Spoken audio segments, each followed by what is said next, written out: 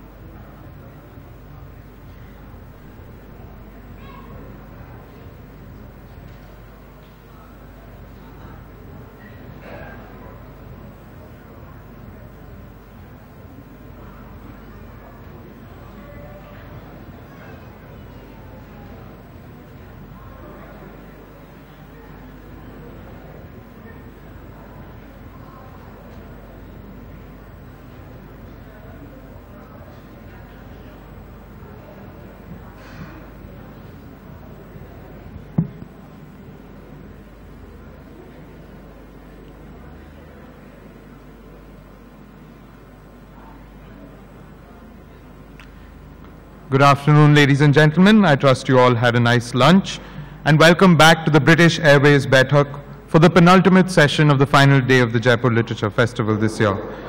This is an absolutely wonderful session and has been brought to you as a part of the Bhaskar Bhasha series.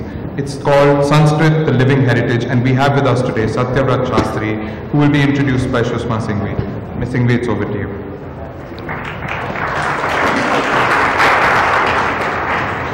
Good morning. Born in pre-independent India, someone who at the age of 20 seen India become a republic, a day which India will be celebrating tomorrow. So we welcome Professor Satyavrat Shastri, who is the organic base of Sanskrit language and literature. Like our Constitution is the organic of the law of land. Venerable and veteran Professor Shastri is a product of both of the systems of Sanskrit, traditional and modern. So, what should I say? You are both a writer and a poet, Sanskrit Pandit and modern scholar, an Indologist and a linguist, a professor, teacher, and an experienced translator, a creative author, and a literary critic, an explorer of new areas and the exponent of old ideas, recipient of honoris causa doctorates and the subject for the doctorate from university for AMPhil, PhD and DLiTs. What a rare combination of knowledge and creation. Professor Shastri, at present chairman of 2nd Sanskrit Commission, Government of India, recipient of 94 honors and awards, national and international, including Padma Shri, Padma Bhushan, President of India, Certificate of Honor, and the only Sanskrit scholar writer who has received Jnanpith Puraskar. And to say for some international awards, I have a long list, but I will include only Thai Royal Decoration, honor from the government of, and the honor from the government of Italy, and Golden Prize from the International Institute of Advanced Asian Studies, Italy. He has been visiting professor in 5 universities on 3 continents: Asia, Europe, America. Honorary doctorate from Indian and Foreign University. In the citation for the honorary doctorate at the Silpakorn University, Bangkok, Professor Shastri was described as a living legend in the field of Sanskrit.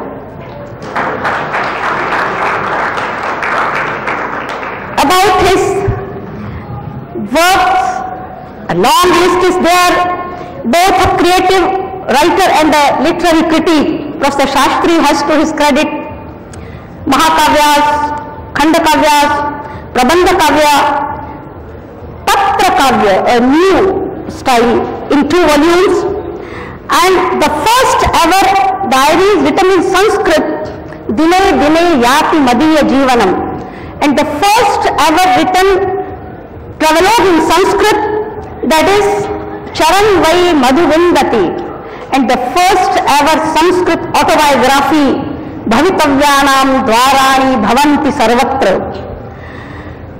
Then Kalidasa studies, then 2 studies on Thailand, Thai Desh ke Brahman, and Sanskrit and Indian culture in Thailand. Then discovery of Sanskrit treasure in 7 volumes. Then one human values, definitions and interpretations. Now again Sanskrit studies, new perspectives. Sanskrit writings for Sanskrit writings of European scholars. Then as a critic, the well-acclaimed critical work, the Ramayana, a linguistic study, the first ever linguistic appraisal, not only of the Valmiki Ramayana, of any extent in Sanskrit works. Then he has translated many works, A. MacDonald's A Vedic Grammar for Students in Hindi, Sri Ramacharitabdi Ratnam of Nityanand Shastri in English, then Chanakya Niti and Subhashit Sahasri, both in Hindi and English. He was having many projects, some of them Sanskritic vocabulary of Southeast Asia, and Sanskrit inscriptions and Hindu temples in Thailand, etc., etc. It's a long list, sir. In this Jaipur Literature Festival, when we celebrate literature in its most modern form, do you think Sanskrit has a dead letter, or it is still alive in its spirit and has not remained only as the language of the gods in the world of man? Sir, Sanskrit is Sanskrit, literature is literature, but bound with the grammatical rules. Do you think, what is modern about Sanskrit? What do you think, what is modern about Sanskrit? And I would request you, sir, to expound upon on these lines, the Sanskrit, the living legend. Professor Shastri.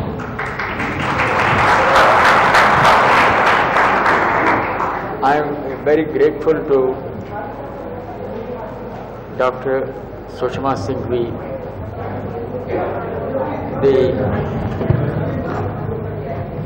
erstwhile chairperson of the Rajasthan Sanskrit Academy, for speaking about me in the way she did.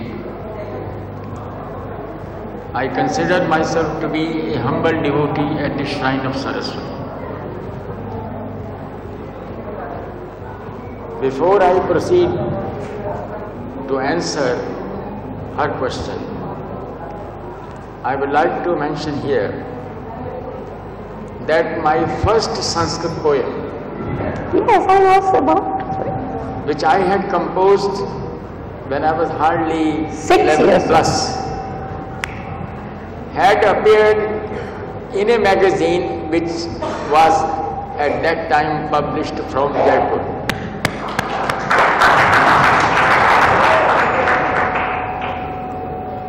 The journey that started with it passed through several milestones. The Jaipur connection is always fresh in my mind.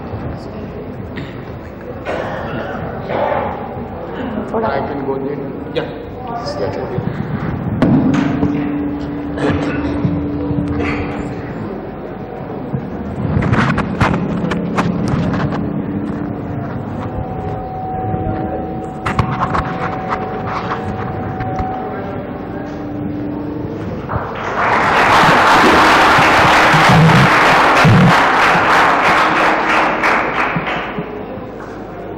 Whenever I have to speak about my creative work, Jaipur comes first to my mind,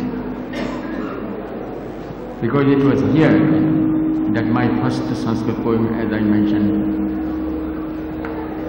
had appeared. In the Sanskrit magazine, which was called Sanskrit Ratnakara, ably edited by Mahamopadhyaya Bhattamathuranath Shastri.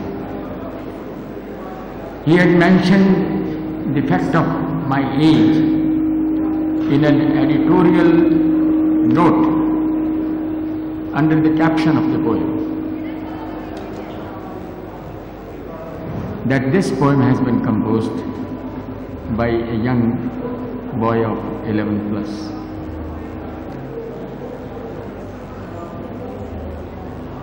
Bhattamathuranath Shastri was a very prolific writer. The very fact that my poem could find a place in the journal, in the magazine at that young age, fills me with great delight.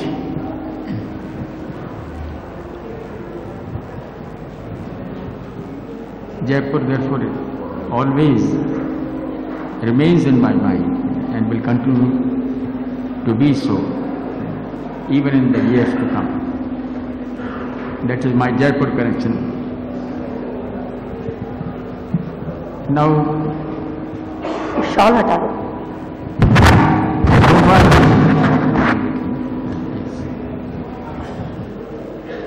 Yes, the question that has been put by Dr. Sushma Singhvi is concerned. There are certain misconceptions about Sanskrit. We call in Sanskrit all of these misconceptions as Bhrantis. Bhranti also is one of the Shaktis, one of the powers of the Divine Mother. Whenever we invoke her, we say, Ya Devi Sarva Bhuteshu Buddhi Rupena Sanstita Namastassai Namastassai Namastassai Namo Namaha. Ya Devi Shakti Rupena Sarva Bhuteshu Sanstita Namastassai Namastassai Namastassai Namo Namaha. Ya Devi Sarva Bhuteshu Bhranti Rupena Sanstita Namastassai Namastassai Namo Namaha. So that is the Bhranti. Even the Bhranti is also the divine manifestation. So now this couple of Bhrantis, couple of the misconceptions about Sanskrit. And one of these misconceptions is, that Sanskrit was never a spoken language. It is an artificial expression created by a certain group of people to maintain, to show their superiority over others. The other one is Sanskrit is very difficult. These are the general misconceptions. All of these misconceptions have got to be cleared first. One thing which I would like to draw your kind attention is that for at least 1000 years, maybe even more, this language was known by the word Bhasha itself. The word Sanskrit came to be used for it much later. It was just Bhasha. Yaska, the great etymologist who belongs to the 8th century BC, refers to it just by the name Bhasha. Ivet Bhashayam, Upamarthiyo Bhashayam, Ubhayamandodhyayam, to distinguish it from the Vedic expression. That the word eva is used in the sense of similarity in Bhasha. It doesn't say Sanskrit. Panini never uses this word Sanskrit to designate the language. He simply says Bhasha. Bhashayam sadavasa shruvaha. Sakya Shishviti Bhashayam. It was Bhasha, the speech of the common people. Till about a couple of years back, Hindi was known by the word Bhasha itself. We used to have Bhasha Tika. The Bhagavad Gita with Bhasha Tika. What's Bhasha? Bhasha means Hindi. So that was the word which was used. Similarly, in the same way, in the case of Sanskrit also, it was called as Bhasha. The speech of the common people. It was not limited to only a particular discipline. The enormous Sanskrit vocabulary shows that the words connected with those disciplines had words for them in Sanskrit. The words concerning the lives of the common people. The pot makers, the ironsmiths, the washermen, those who would dye the clothes, for cooking and many other things. So the words, there is an enormous number of Sanskrit words. So therefore Sanskrit was connected with the lives of the common people. It is not certainly an artificial expression. If there had been an artificial expression, it certainly would not have survived. No artificial expression can ever survive. The very fact that Sanskrit has survived for thousands of years shows that it was the speech of the common people. It was spoken, not created artificially by a group of people or something superimposed upon the general population. It's very different from that. It represents the cumulative thinking of India, which has flowered in many directions. It has deeply influenced the Indian languages, both of the Indo-Aryan family and as well as of the Dravidian family and even the Austric family. There is an enormous number of Sanskrit words in the modern Indian languages. Be it Hindi or Bengali or Gujarati or Marathi, Odia, Assamese, in the northeastern part of India, or the South Indian beyond the Vindhyas in Telugu, Tamil, Kannada and Malayalam. Sometimes it is 60% words are of Sanskrit origin and sometimes it is 70%. In Malayalam is said to have about 70% of Sanskrit words in it. So it has exercised a deep influence, on the modern Indian vernaculars. The earlier we go to the literatures of the modern Indian languages, we find that there is more of Sanskrit.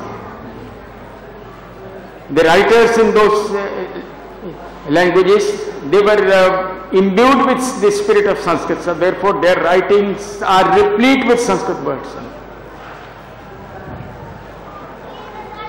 We take up the work even in Hindi, or Suryakant Tripathi Nirala, or Mahadevi Verma, or others, even Jaishankar Prasad, Kamayani. You can't understand anything of Kamayani unless you know Sanskrit.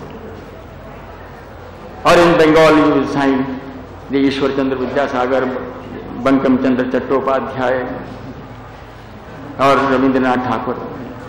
So much of Sanskrit over there. In the south, in Andhra, in Telugu,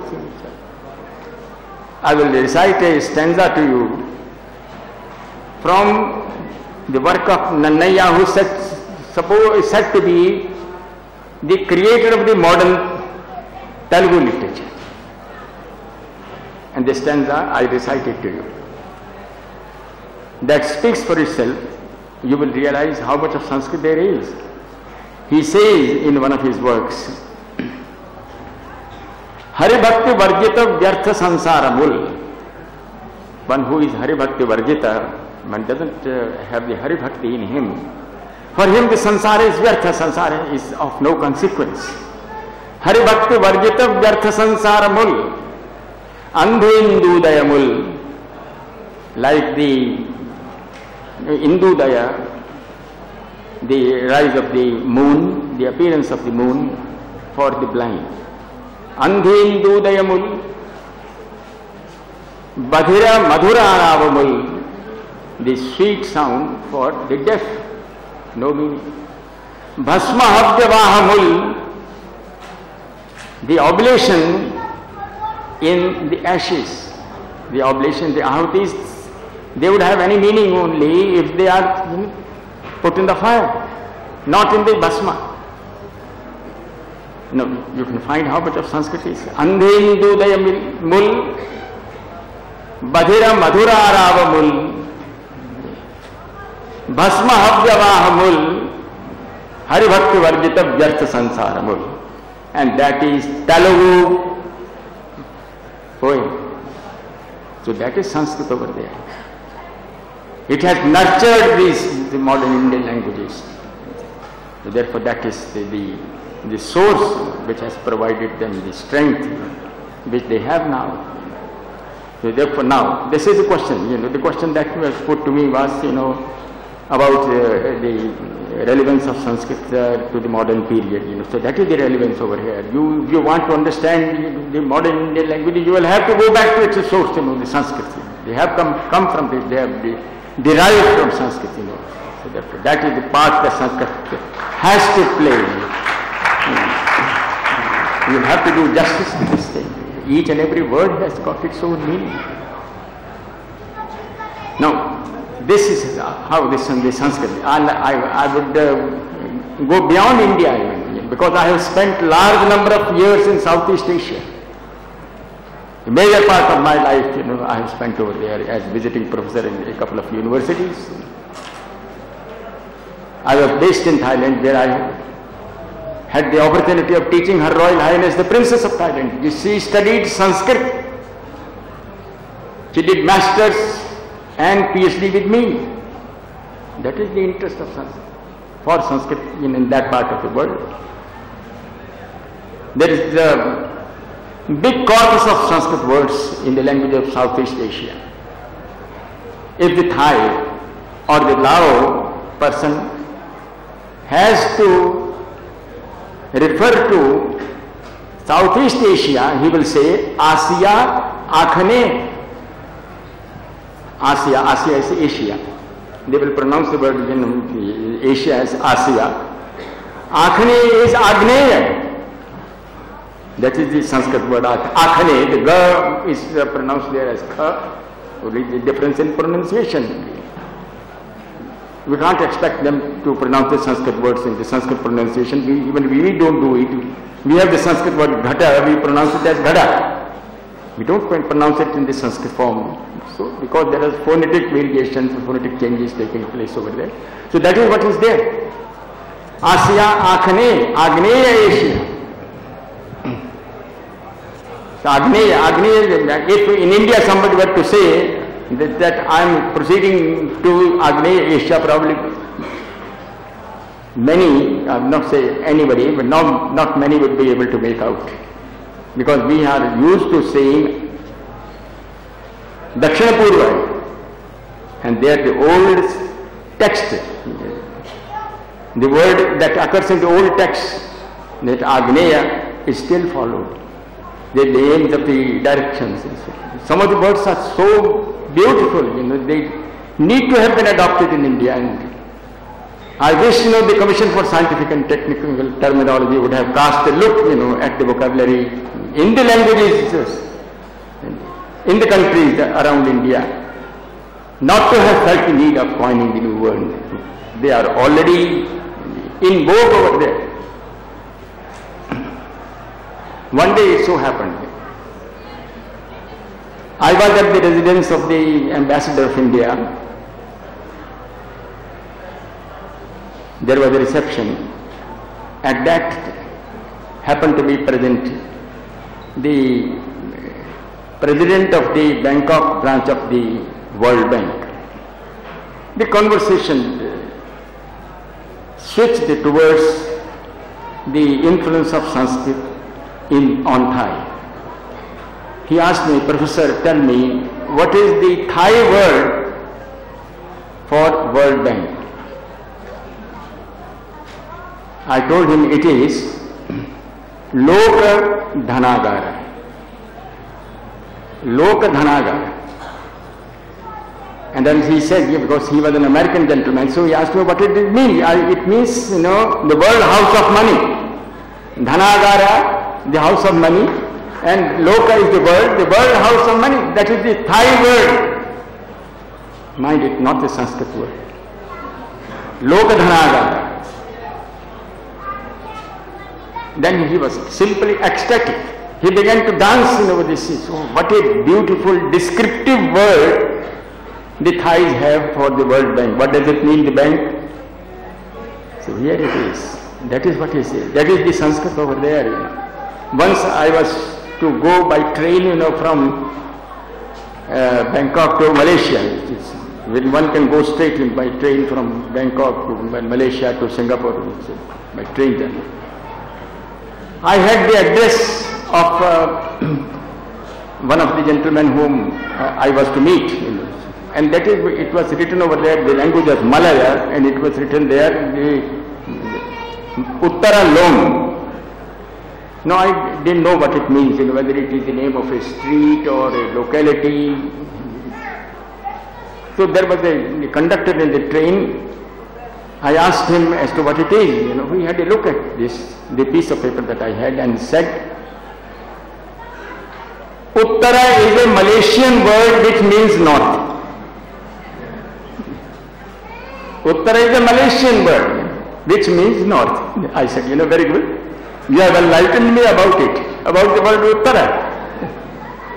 Now, if somebody were to say, all these Sanskrit words, they are our words, I said, nothing can give, at least us, the people in India, greater happiness.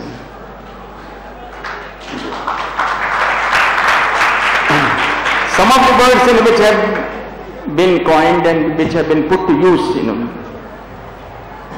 the better substitutes are found over there in Southeast Asia. We have the word multi-purpose in English. Now for this word in Hindi that we use is Bahuddeshiya. And the word for this in Southeast Asia which is in use is Aneka Prasanga. Aneka Prasanga. That's the word, which is easier. Aneka Prasanga. So you can use this one. It is a building over there in the Dhammasat University in the heart of Bangkok. That's a very big building, multi-story building. And that building is called Shala, because the palatal, the Shakara, they pronounce as Sa, so we have Shala, Aneka Prasanga. Shala, the building, for doing many things. So there could be some computer teaching class, and there will be some other thing, some will be office. So we have Shala Aneka Prasanga. Much easier to use. Why say Bahuddeshiya is very heavier word. So why not use this Aneka Prasanga already in use over there? That is a part of their vocabulary. In Laos, when we go and we are told that there is only one-way road, the word that is in use there is Ek Disha Marga. Can there be a better word? Ek Disha Marga, one-way road, one-way street. In Indonesia, in Bandung, you must have heard of that, there is a zoological garden. And the name for this in the Indonesian language is Udyana Lokasattva.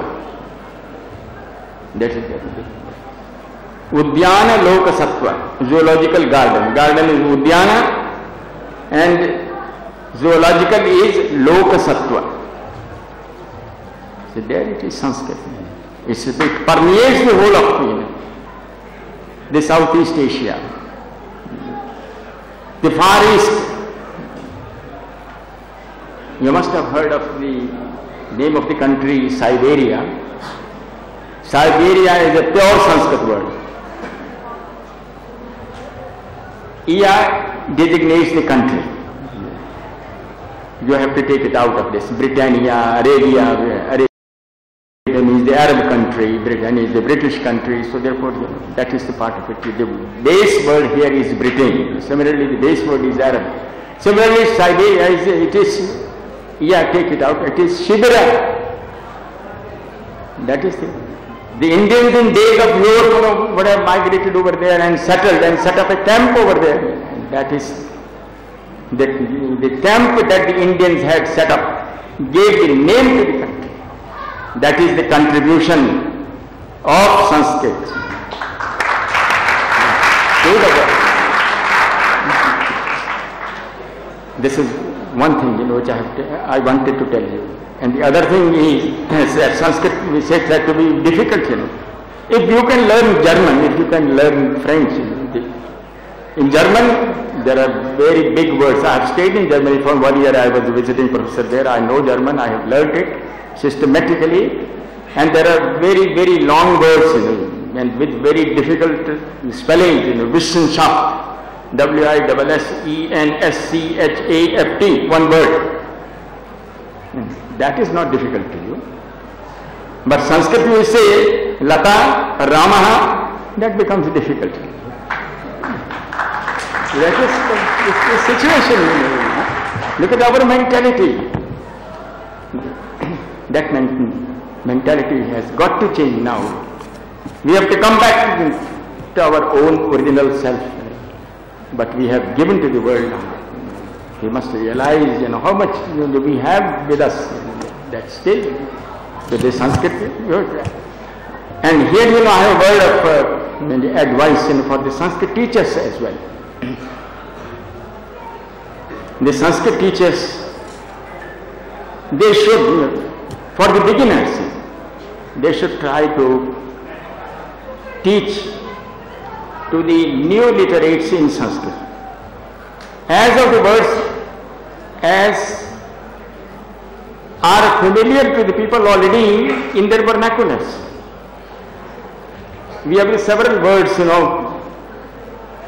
for water. We have the word Paniya, Jala, Vari, Ambu, Up, etc. Several words, Why several words? That also I will explain to you. Why so many words?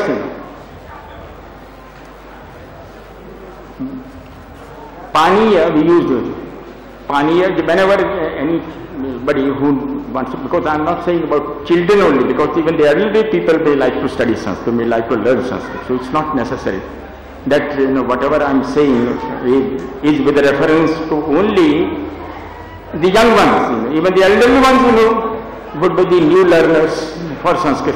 So they should be introduced first of all to those words, as of the words as with which they are familiar, like Paniya. Paniya is Pani in Hindi, which मैं पानी पीता हूँ. So Paniyam Pibami, how simple it is. But instead of using the word Paniya, if we use the word Vari, if we use the word Ambu, it becomes difficult. Why not start with Paniya, which is very much Sanskrit. We say Jala, Aham Jalam Swikaromi, Jalam Pibami, Pibami pita hu. It is very simple. It's not difficult. But if it is to be in the south, it has to be Niru, Nira. Nira is Sanskrit. Nirakshira Viveka. Nirakshira Viveka. To discriminate between the Nira and the Kshira, the water and the milk. Nirakshira Viveka. So we have, if Sanskrit is to be taught in the south, the word for water should begin with Nira. And if it is in the north, it should begin with Paniya. It is here we have to design, the readers, the primers, the textbooks in such a way, that the person doesn't feel, that he's studying something very new with which he is not familiar. He is already familiar with those things. Similarly, we have the word for milk, we have the word dugdha. We use it, dugdha by the name of the various dairies, dugdha. Now, dugdha is Sanskrit. It is from here that this word, that the word dudh has come into being. But this word dugdha here in the north, but in the east, in Udiya, in Assamese, it is kshira. The word mira kshira. For the people over there, the kshira is more familiar than the word dugdha. Dugdha here, kshira there. All of these different words, they were in use in the different parts of the country. They were all Sanskrit words. So what the compilers of the dictionaries did was they put them together and they made them synonyms. So that is how the synonymity has come to develop. So, Sarve Deshantare. All these words were in use in different parts of the country. So this is how it is. And then again, the very misperception, and that is that Sanskrit has remained static. It's had a well-defined form which does not admit any change or modification. I would like to point out in this connection that Sanskrit has quite a large number of words which it has borrowed from other languages. Then entire astronomical vocabulary of Sanskrit is of Greek origin. We have the astronomical text Hora Shastra. For the salt query, the Sanskrit has the word Ruma, Rumasya Lavanakare, from the Amarkosha, the old Sanskrit dictionary. Ruma, the Indians had learned the art of querying salt, the rock salt, from the Romans, so the word came to be called Ruma. We have in the text on astronomy and astrology reference to one Roman scholar, and Varaha Mehra Brihad Samhita refers to one Romakacharya. Eva Romaka Siddhantam Vicharayamaha. Now we take up discussing the principle enunciated by Romakacharya. He mentioned Romakacharya. We use the word kalam. Kalam, and we think, and we know it is not a Sanskrit word, it is an Arabic word. But Sanskrit has adopted it. In one of the old Sanskrit dictionaries, the word figures kalamaha punsi lekhanyam. The word kalama is to be used in the masculine gender in the sense of the lekhani. The word was adopted. We have the word mlecha. It is a Mesopotamian word. We have the word Parasika from Persian. We have the word Shahi Shahani Shahi from the Samudragupta's inscription. Shahi Shahani Shahi Shakavarundai Sanghalakadivischa Sababdharchata Shasanasya. Shahan Shah. Again. Sanskrit has the word Shera. Sherastuti Sari Singha from the Vaijayanti Kosha. Enormous number of words. A large number of words for coins are of Persian origin. We have the words in Sanskrit. Part of the Sanskrit vocabulary. Dinar, Karshapana, Pannava, Pannaka. The various musical instruments. Panava. Panava is non-Sanskrit word. The word mlecha, as I said, when it was adopted, and a root also for this was coined, mlecha avyakte shabde, indistinct word, indistinct sound. Because when the non-Indians, when they came into contact with the Indians and the people from the Middle East and others, so the people in India would not easily follow, what they were saying, so they were said something they are speaking something indistinct, so so all of these words. Not only that, the words due to pronunciation vagaries had undergone change. They were accepted back in Sanskrit. We have the word griha for house. Panini explained the formation of it, that the word is formed from the root graha, grahan, from the root graha with the suffix ka added to it. In which sense? And we say gehe in the sense of geha. Geha means the house. But he doesn't explain the formation of the word geha.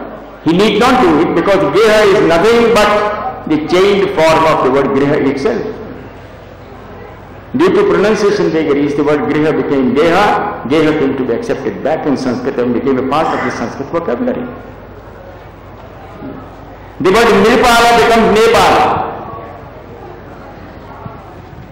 When Nepal again figures in Sanskrit, that's a part of the Sanskrit vocabulary. Nepal kartar paradi pratyanta nibarthibi samabdarcha shasans. In Nepal, that's understood, and then becomes Nepal. Now you understand how Sanskrit is present over there. It's deep in the interior of it, and our entire psyche is influenced by Sanskrit. You cannot understand, I said, the whole of the ethos of India without it. When you are told that Nepal is Nepal, then you see something unusual, unique, is something appearing before you. So this is and the very fact, those people who say that Sanskrit is an artificial expression created by a group of people, that stands demolished completely. If there is a language which accepts words from other languages, then it's a very much a live expression, living expression. It's only a living expression that borrows words from others. It is not static.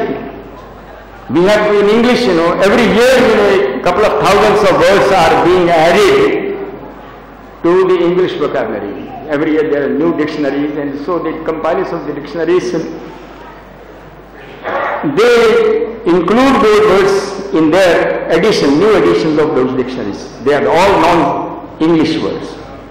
We say our child is now studying in the kindergarten. What is kindergarten? It's a German word. Kindergarten.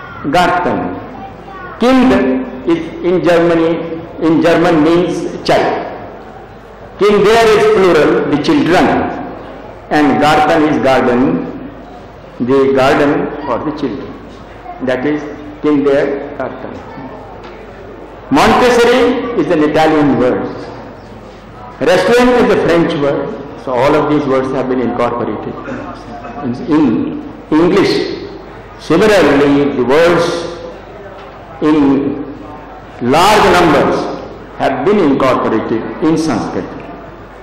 Dravidian words have come in Sanskrit. We have the word Malaya. Malaya means mountain in Dravid. And now, when we started forgetting, that it is a word which has been borrowed, then we use the word Achala also, Malaya Parvata also. Because Malaya itself means the Parvata. So therefore there was no need, to say that. Sometimes we say Himachal Parvat. So Himachal, Achal is already there. Why have the word Parvata? But then we say Himachal, that is particular name of the mountain itself. So this is how, the words have come to be incorporated continuously. It is not one-time phenomenon. Continuously they have been incorporated, the words. And in different periods, newer and newer grammars, were written. Newer and newer dictionaries were compiled. Panini Sutras were supplemented by the Vartikas. What Panini had not said, the Katyayana, his successor, said. Because some of the words, the foreign words, they were not in vogue at the time of Panini. Then the word Yavana, used for the Greeks. The Yavana actually is derived from the word Iona. There is a small island near Greece, and that is called Iona. And from this Iona, the Sanskrit word Yavana developed, because the Indians in Iona became a little difficult, for the Indians, so they gave their own form to it. That is what we call the acculturation process. This is what happened. And then Yavanas, when they came, and that was much later, with Alexander and Menander and others also. And then they had their own script.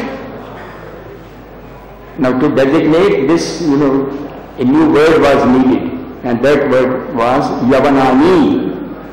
Panini had not referred to it in any of his sutras. Vartakara, his successor, who supplemented it, what did? Yavana Lityam.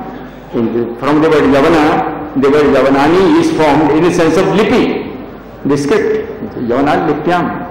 So in this way, new words, so they were noticed by our Sanskrit grammarians, Sanskrit lexicographers, and that they became the part of the Sanskrit vocabulary.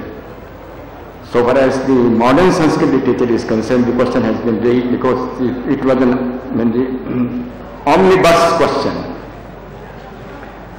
The modern Sanskrit literature, say, and that question was put to me way back in Philadelphia. The World Sanskrit Conference was in session, and there was a plenary session, and I was put in the chair, and it was the modern Sanskrit literature. A gentleman from India stood up and he said, if it is Sanskrit, then it is Sanskrit literature. Then what is modern about it? But the entire auditorium was full, but nobody came forward to answer that question, so it was left to me being in the chair to answer that question. I said, the modern vocabulary, the style, the themes, all these make it the modern literature. It is not possible that any writer who is living in a particular age may not reflect it. साहित्य समाज का दर्पण होता है. If it is true with regard to the writers of other languages, can't it be true with regard to the writer of the Sanskrit language? The Sanskritists are, quite well aware of it. The problem that society faces, its trials and tribulations, they are very much exercising the mind of the modern Sanskritists. There are works coming up, one after the other, on the burning problems of the day, the dowry system, the gender inequality, even terrorism. There is one Atanka Shatakam written by one of the modern writers from Varanasi, Bhagirat Prasad Tripathi Shastri. So all these things, the problems, there is one Bhrashtachara Saptachati, the work which had appeared only last year, Bhrashtachara Saptachati, the corruption, which is eating into the vitals of society. The Sanskritists is alive to that. And it is a poet from Jaipur, again, who has written this Bhrashtachara Saptachati. Then there is one Rashtra again one from Jaipur who has done it. So therefore, Jaipur is very productive and very much alive to the modern situation, answering its requirements. So therefore, it is this, which makes the Sanskrit, the modern Sanskrit. Now we say, when you write something and then you are thinking at the same time, and then you are composing something. Well, in my view, then you have a little halting speech, you use it. You see, I think we can take up this, some other time. But it is too vast a subject to be dealt with. But I can say something like that. Now this is something. The style has changed. The exclamations have changed. So, please. So therefore, most of these things, all these things, the question was with regard to the moderns, what makes it modern? It is this, the style makes it modern, the vocabulary makes it modern, the themes makes it modern. It's not the old themes drawn from the Puranas or the Upanishads or the Ramayana or the Mahabharata, which are the subject matter. There is some new themes have been adopted by the modern Sanskrit writers, and the new ways of writing also. Even we have our Bhatta Madhuranath Shastri, to whom I made a reference, he has adopted even the Persian meters in his Sanskrit poem, Jaipur Vaibhavam and Sahitya Vaibhavam, two big works that he produced, say Bahare, Musamman and something like this, all of these. This is called new experiments are being carried out, by the modern writers, and it is all this, the new vocabulary. If a modern Sanskrit writer has to describe in the present day situation, so say the mother-in-law is very ill, she had to be admitted to a hospital, but the condition deteriorated, she had to be admitted to the ICU, the modern Sanskrit writer is doing it. He is doing it, he is coming out with new words even, so therefore, and that makes Sanskrit, the modern Sanskrit literature. That is what sorry to interrupt you. This is, please. He is an encyclopedia of knowledge of scriptures. So it's endless. But I'd like to ask you, sir, you have written a book, Human Values, Definitions and Interpretations. So do you think Sanskrit has its important role, which will keep the banks of the cultural river intact and clean the pollution of the society? Number one. And number two, because time is very short, at present you are chairperson of the second Sanskrit Commission, Government of India. So what may be the purpose of second Sanskrit Commission after 58 years of first commission, and what kind of role is it involved in a short, if you can, and we have seen that east is east and west is no longer remain now, because you have explained lot of things that our culture and the Mexican. I first of all come to please. And after 10 minutes we'll have the question session. Now this very briefly I will say. Yes, very briefly I will say that. Yeah. I come to this point. The first thing is about the human value that she has mentioned, because I published this book. This has had a very good reception, and 1,000 copies of it, were just gone in a period of just 10 to 11 months, and the work will appear in its second edition very shortly. Now, what I have done in that work is that I have tried to trace the definitions of the words, the words for the human values which are in vogue in the various Indian languages, and like we do, I take up just for instance, because the time is running out and I have to be within that time frame, I shouldn't exceed it. Then we have the word Satya. So I had to wade through hundreds and hundreds of works to trace the definitions of the words. And it's not my definition. The best definitions, the old sages and seers, how they have defined it. And then the word, the explanation, the definitions and explanation. They will take up the word Satya, for instance. What is Satya? The other person would say it's simple enough, it means truth. But it is putting it in different words only. Satya is Sanskrit or any modern Indian word. Satya is part of Bangla or Marathi or Hindi or Satya. But how to define this Satya? What is Satya? The earliest definition of this I was able to trace to the Kena Upanishad. And there it is, Amayita Satyamiti.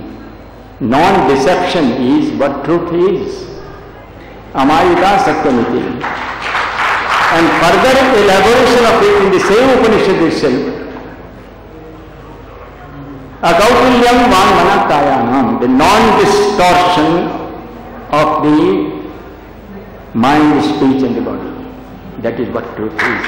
That is the earliest definition from the Upanishads. This is how I have taken up each and every word and traced its definition from the ancient literature and as well as the medieval literature. This is the answer to your first question. Now the question. What the need of our is, what the need of our is, how this Sanskrit language should be made a living language in Indian culture or Indian society, number one.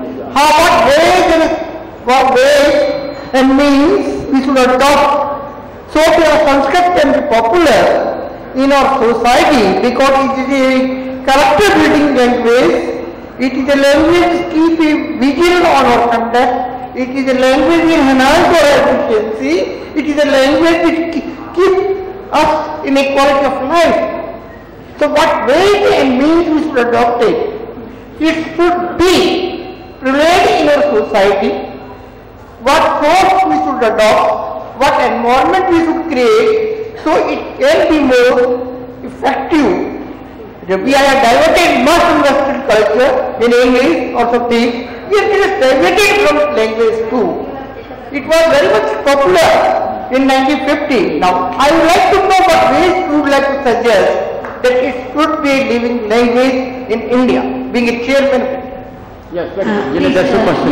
Yes, so very very pertinent and very relevant to this, the present day situation. That is how to make Sanskrit popular and how to introduce it to the non-Sanskrit knowing people, and that is something the new experiments will have to be carried out. That is only briefly I hinted at it. Yes, please. Yes. Yes, please. Okay, we take questions first, all the questions first, and then. No problem. There is a song I have oftenly heard that Grame Nagare Samasta Rashtre. Sir, there is a song in Sanskrit I have oftenly heard, Grame Nagare Samasta Rashtre Rachem Sanskrit Bhavanam Ishtikam Vina Mrittikam Vina Keval Sambhashana Vidaya. So the answer of this question is, will build a new world in every town, every city, in the whole world, without bricks, without cement, with only by conversation, by talking to each other. So, that is the question has the answer in it itself, because there are associations and organizations which are popularizing Sanskrit. They are organizing the Sambhashana Shibras about teaching itself. This is a question of pedagogy, how to teach a language. It's not only with regard to Sanskrit only, it could be with regard to any language. So if I learn, say, the French or Italian, the same thing with me. Do I have to begin it? Do I have to begin with the grammar, or do I have to begin with the vocabulary, or with the sentence? So this is how it is. Yeah, this is what it is. Yeah. So when a man is diverted to read, yeah. The purpose of the here is we must create an atmosphere when man is diverted. Sanskrit is a very language. Yes, Sanskrit is very rich language. We have seen that Sanskrit has travelled the globe. The literature of Sanskrit is being popular in so many languages. Let me see. No. Yes, please. You wanted to ask something? Yes, please. Yeah, please. I have a question. Yes. Yeah, please. Just. I have a question. The river Danube, sir, which flows from Siberia through Austria and through Germany up to the north. In English it's called Danube. It contains the word "ob," which means water. But in German it's Donau. Why is the German word Donau without the "ob" suffix? That deals with linguistics. Because all of these languages in Western Europe, not the Eastern one, remember it, they belong to one family, and that family is called the Indo-Aryan family. Earlier it was known as the Indo-Germanic family, so therefore you will find the commonality of the words. And like the word, we have the word Wagen. Wagen is German, and wagon in English, and Vahana Sanskrit. We have the word nabhas in Sanskrit and nebos in Russian. So these are the commonalities which you find belong, because all of these belong to one family. We have the word up, we have aqua. Yes, please. The last question now, please. You can have one more. You can have two more. Okay, thank you. Sir, is it true that languages are associated with religions? Because Like, this is either I think it's better if you can come over here, because I'm not able to make out this something wrong, with this microphone. Yes, please. Come this side. so my question is that is it true that languages are associated with religions like Sanskrit with Hinduism and Farsi and Urdu with Islamism? And is Sanskrit overall a Hindu language or a Indian language? No, this is what I have been trying all the while. Just a minute, let me answer this question, Because the languages can never be, or should never be associated with any religion or with any culture or with any tradition. Muslims and Christians have contributed very significantly to the creation of Sanskrit literature. I have published 2 exhaustive studies on the subjects, contribution of Muslims to Sanskrit. I wish it could have been widely known, and the other one is modern Christian literature in Sanskrit. They have done it. They have, even Abdul Rahim Khana, you might have heard of his name. He has composed the Sanskrit Kavya, Rahima Kavyam. And he says, in the course of that, in one of the stanzas, he says, "O Lord, you are the Lord of the universe. What can I give you?" Means you have to give something to somebody who may not have it already. Then it is the value, otherwise there is no value to it. Kim Devyamastu Bhavate Jagadishwaraya. You are the Jagadishwara. Kim Devyamastu, what do I have to give you? Radha Grihita Manase Tubhyam Dattam Maya Nijamanah Tadidan Grihana. केवल एक ही चीज आपके पास नहीं है, वो अब्दुल रहीम खाना का है ये बस the prime minister of Akbar वकील, वो ये कहते हैं कि आपके पास तो सब चीज है, पूरे संसार के आप स्वामी हैं, लेकिन एक चीज आपके पास नहीं है, वो मन आपके पास नहीं है, क्योंकि वो मन जो है वो राजा की लेगी। तो इसलिए राधा गृहीत मन से अमन से, मन आपके पास नहीं है, वो राजा की लेगी। तो वो मन जो है, मैं अपना मन आपको देता हूं। राधा गृहीत मन से अमन से जो तुभ्यम दत्तम मया निज मन तदिदम गृहान, ये ले जाइए ना, वो आपके पास, जो आपके पास नहीं है वो मैं दे सकता हूं। मन आपके पास नहीं है, मैंने आपको अपना मन दे दिया।